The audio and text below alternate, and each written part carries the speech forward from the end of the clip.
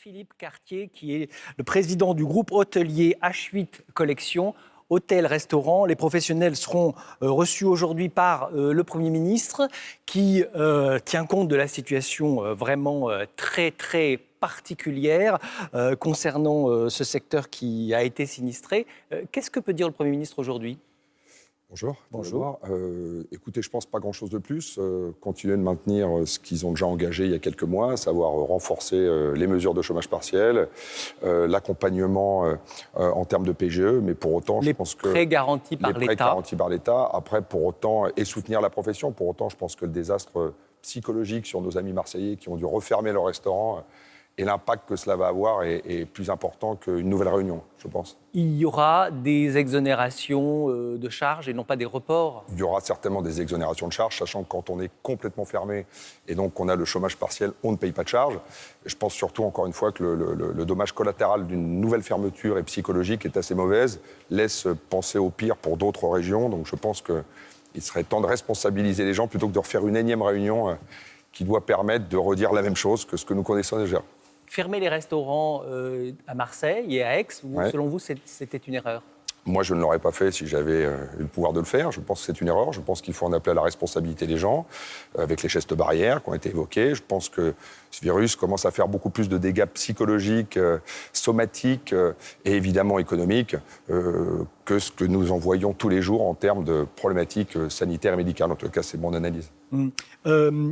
Le secteur de l'hôtellerie et de la restauration, dans lequel vous êtes, a été sinistré pendant le confinement.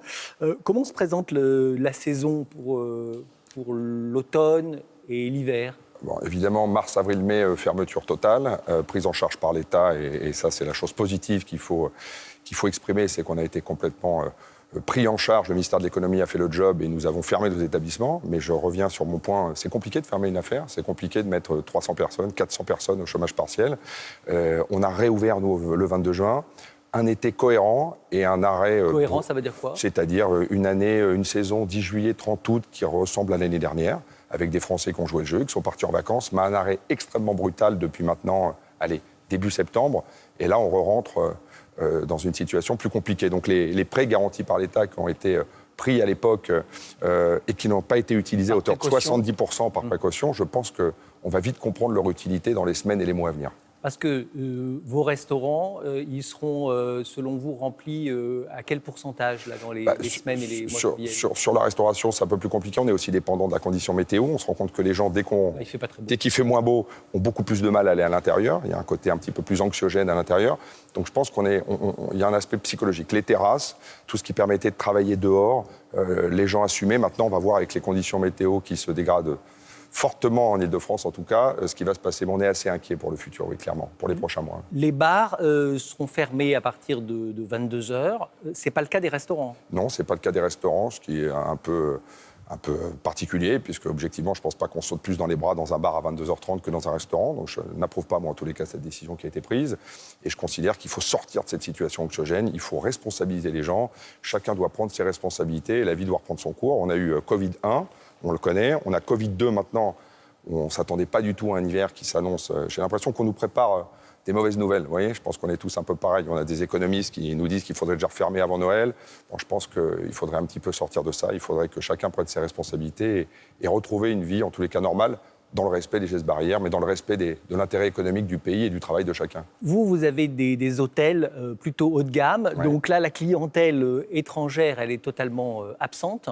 Oui, il y a un certain nombre d'Européens qui n'ont pas eu peur de braver, entre guillemets, notre beau pays. Ils ont bien fait. Donc on en a vu quand même un certain nombre. Mais un hôtel comme le Mont-Blanc à Chamonix, c'est 70% d'étrangers cet été, c'était 10% cet été.